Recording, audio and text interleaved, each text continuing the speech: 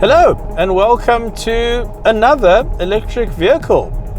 Glad it's here, glad it's in South Africa. It is the new Volvo XC40 P8 Recharge. It's fully electric and I'm having quite a lot of fun driving it because, well, watch this.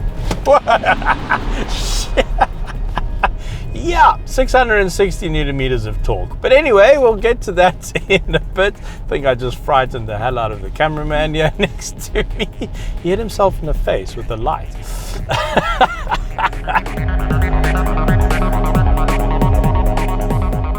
If you're looking for a Volvo, the best place to find one is on our site. You'll find a link to all our Volvo stock in the description below. But here we go, a full review of this very interesting new all-electric Volvo. Dream, search, drive. Cars.co.za.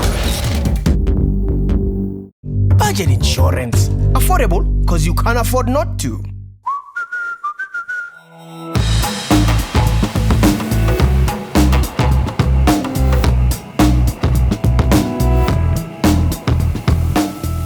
Here it is, all-electric Volvo XC40. Now the XC40 has always been a favorite car of mine. They sell well in South Africa, well, you know, relative to their segment, I suppose.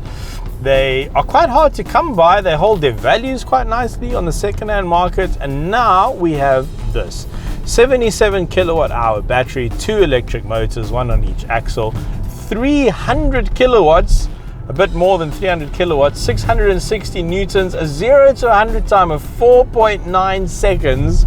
It's like as fast as a Golf R, this thing. And you feel it. I mean, it's pretty violent, as you just saw with the acceleration. But it's an electric car, even though, I mean, you were expecting the numbers to be impressive. Pretty much all electric cars are fast. But a number that is quite impressive and is quite important, probably the most important to South Africans, is the price. 1.26 million for one of these, which makes it one of the cheapest electric cars in South Africa, which I suppose speaks volumes about how expensive electric cars still are in this country. But let's take it for what it is and let me tell you all about it.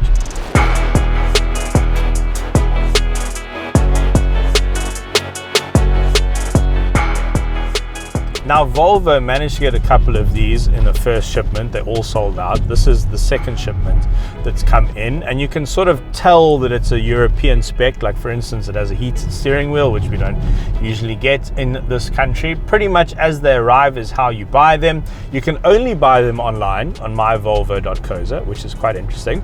And then to help South Africans adopt this EV future, Volvo have released what they're calling the Recharge Care Package.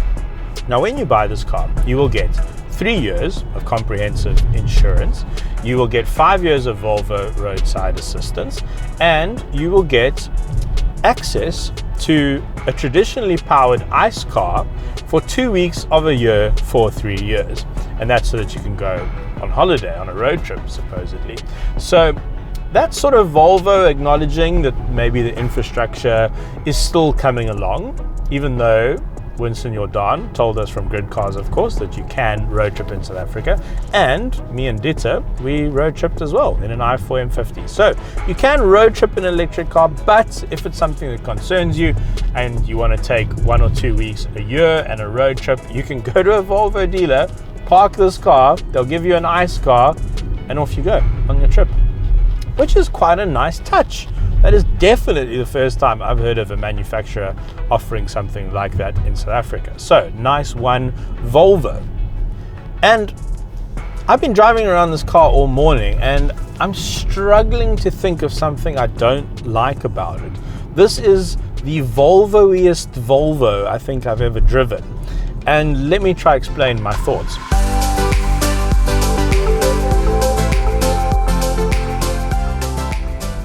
Volvo has always been a manufacturer, or for a long time now, since they turned Polestar into an electric brand, they've been a manufacturer where the drivetrain is sort of a secondary part of the appeal of the car. So contrast it to a brand like, say, BMW, where they are drivetrain experts and they have these exciting drivetrains and they've used those drivetrains to drum up excitement and drum up sale in their cars. Volvo is not a brand that does that. They don't speak about their engines very much and the power and the performance. They don't sell their cars on performance. They sell their cars on safety, on design, on the quality and the spec of the interiors. And so in a world where all electric vehicles pretty much feel exactly the same way to drive, the way you appeal to customers is with design and with interior quality and features and spec and comfort and exterior design and practicality. And that's sort of what Volvo's always been doing. It's what they've been doing all along. So for me, this EV powertrain just makes this car feel more Volvo-y. It's Volvo cranked up to 11.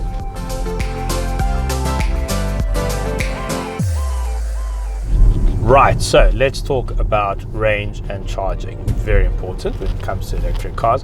So on the WLTP cycle, World Light Vehicle Testing Protocol, I think that's what WLTP stands for. Always forget that one. Anyway, that's what the standardization is these days across Europe. So you're looking at 418 kilometers claimed range. Now in our testing, we think that 350 is a more realistic number from the 77 kilowatt hour battery pack. Now, to put that battery pack into perspective, the size of it, if you take the BMW iX, which is a much larger car, you're looking at a battery pack which is around 110 kilowatt hours. And if you look at something like, say, the Mini SE, which is the cheapest electric car in South Africa, then you're looking at about a 32 kilowatt hour battery pack.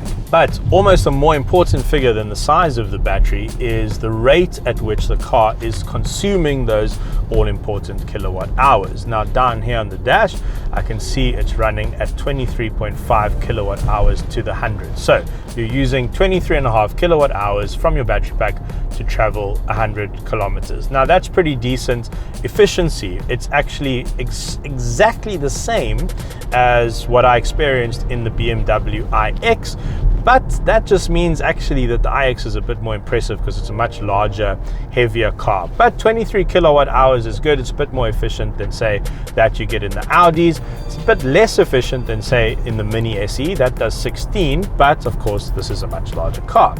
So in terms of battery size, consumption, the price of the vehicle, of course the battery price is the most expensive component of the vehicle. I think this Volvo has managed to hit the sweet spot in all of those departments. But an important feature which they've included in this car is the ability to be charged at a super fast rate. Now, for instance, if you compare to the BMW iX, that can take about a maximum of 90 kilowatts charge. So if you go to a 150 kilowatt hour charger, it can only actually charge at a maximum of about 90, and that's down to the amp rating.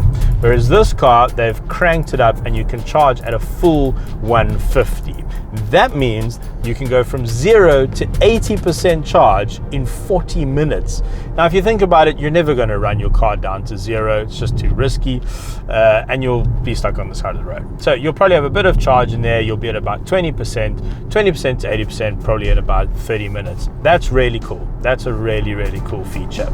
Now, you don't have a 150 kilowatt charger in your garage. You will have about an 11 kilowatt charger when you install the wall box and you plug it into your DB board directly. And then this car will charge full in about 8 to 10 hours. So it's an easy charge overnight. If you think about it, your car is probably standing at home for about 12 hours overnight. Even if there is a bit of load shedding, you only need 8 to 10 hours to charge it completely full.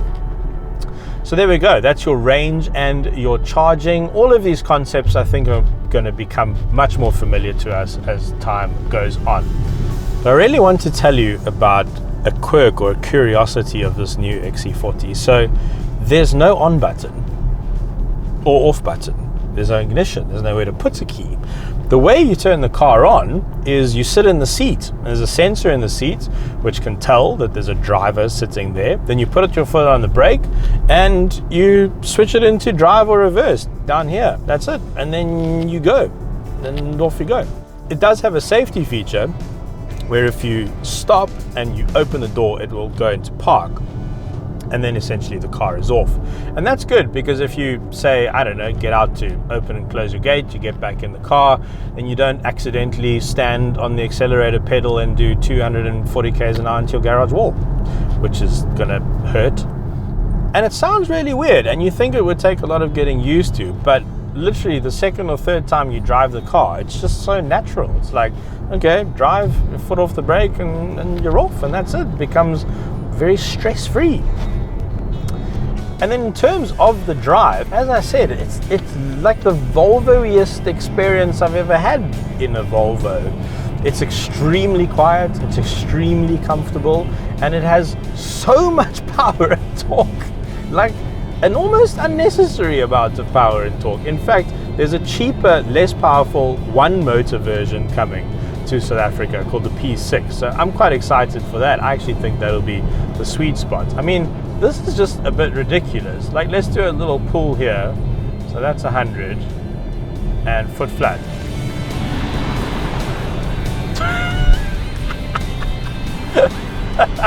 And I mean, that felt quite dramatic, but the acceleration when you're at say 20 and you put your foot down, then, you know, it feels like the headrest punches you in the back of your head. It's pretty damn impressive. It's quite addictive as well. It's not the best way to get the most out of your range. Now, a complaint I have is the new infotainment system. So Volvo have dropped their own infotainment system and they've gone with an Android-based system, which of course they've customized for use in their cars. But I'm finding it a little bit limited. Like, it is nice to have access to all the Google features and you can just talk to the Google device and, you know, hey Google, okay Google, that's all quite nice. But, she switched on. No, cancel. Sorry, didn't mean to call you. Sorry. Okay, do let me know if I can be of service. Sure. Okay, I'm just having a conversation with my car. But for instance, things like the energy monitor and energy usage, it feels a bit boring, a bit limited to me. You know, I like those sort of graphics and those diagrams where you can see where the power's going and how much you're regenerating and all that sort of thing. And that's all just kind of missing here. Like the Audis and the Beamers, they've got really cool sort of graphics all happening in the screen, and that's just not here. But something I think Volvo has got right in the driving experience is this one pedal driving. So the regen is quite strong, very strong actually. And for the life of me, Ashley and I can't find in the menu anywhere where you can change the regen settings like you can on some other cars. But I think turning regen off is pointless. I can't see a reason why you'd want to turn it off. And Audi and Porsche, they let you turn it off, but why would you want to waste that free energy, you know, when you're coasting and you can charge the battery, or when you're coming to a stop and you don't need to use the brakes? Using one pedal to drive is a revolution, I promise you.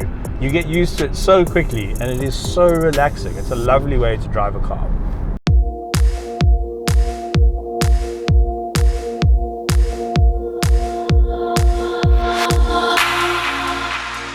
Now, if you're familiar with Volvo interiors, modern Volvo interiors, you will probably recognize everything here. They actually haven't changed anything as far as I can tell. All they've really done is remove the on button. As I mentioned, you can actually see the blank of where it used to be. But otherwise, this is just good old-fashioned Volvo. It feels great in here. I love the vertical screen. The quality of the materials is fantastic. It's a wonderful design. It's interesting enough, it looks special enough for me to shout that you are driving something pretty cool. Harman Kardon sound system is a nice touch. Full panoramic roof, which you open just by sliding your finger over here. You can stop it by touching and slide back. Very fancy. The big change is Volvo's operating system on the infotainment screen. It is now Android based. It's basically like having a big phone in your car. So for instance, if you use Spotify, you go into the Play Store over here, you log in with your account and you load Spotify for cars, and you log into your Spotify account and then you've got all of your music right there on the car. Of course, you also get all the benefits of Google Maps, as well as just talking to Google as well. So you can just say, hey Google, tell me a joke. Why can't elephants use computers? Because they're scared of the mouse.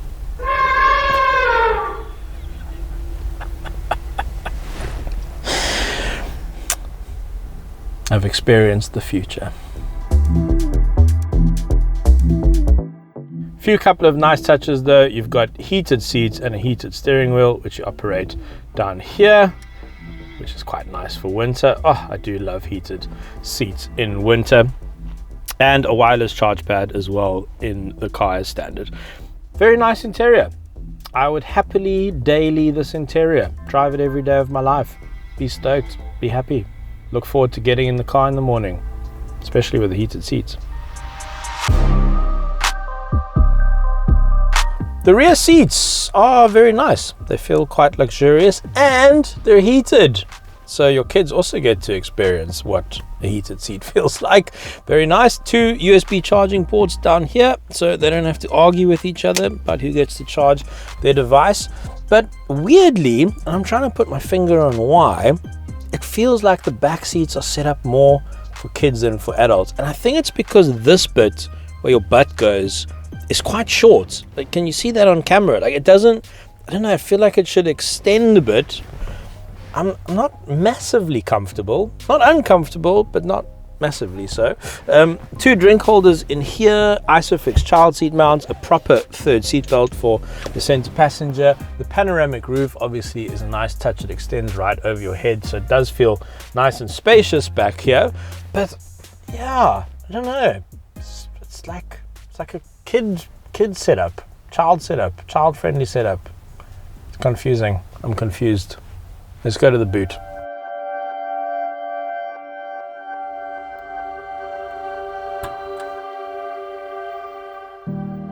The boot is of a very generous size. It looks like it shouldn't be this big. It's like they got it from a larger car and made it fit in here using Swedish voodoo or something. But that's a good size. That's a very useful size boot. Annoyingly, even though the seats do fold 60/40, they haven't put remote seat release. So you have to sort of reach in here or go around to the door, I suppose, and release it from the... You see, that's a little bit of a faff. Maybe easier if you remove that, but would it be so hard to just put seat release? Anyway, a nice touch though is the boot floor. Now it's got this little trick where you lift here and it slots into there, into some guardrails, and then it acts as a sort of boot divider, so it should stop things rolling around so much. And then these become shopping hooks. These one has a little shopping hook icon. Nice, very nice.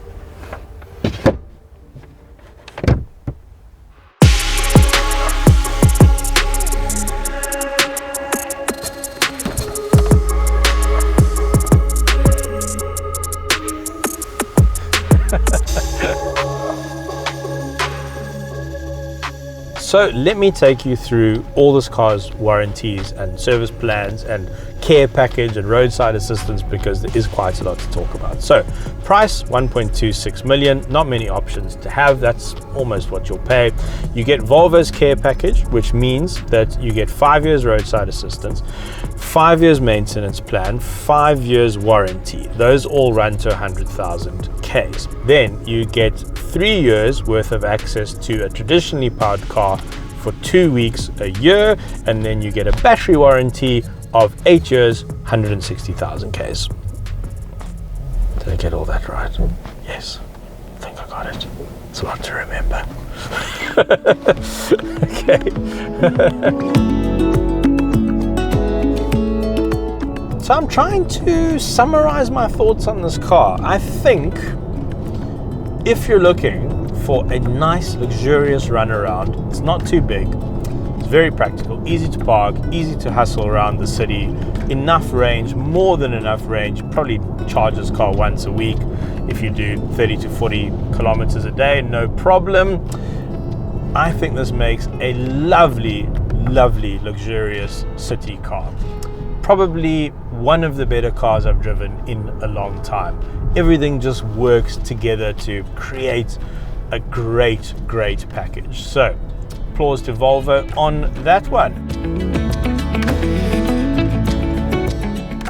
What an interesting car this is, and what an interesting tactic, what an interesting strategy from Volvo South Africa. I'm super curious to see how it pans out.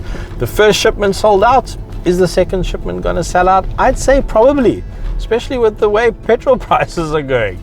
So if you're interested in one of these, I think you should move fast. But if you want another XC40, go check them out on our site. We've got loads to choose from. The link to our stock is in the description below. Thank you very much for watching. If you haven't subscribed, why not? You know, go for it. Take a chance. What have you got to lose? Right. Thanks for watching. Be safe. I'm out. Bye. Cars.co.za is so much more than just a YouTube channel. You've got to check out our app. It's been downloaded over 1 million times in the South African Android store alone. The links are in the description below, and I promise you it is the easiest way to find your next car. Budget insurance. Affordable because you can't afford not to. Cars.co.za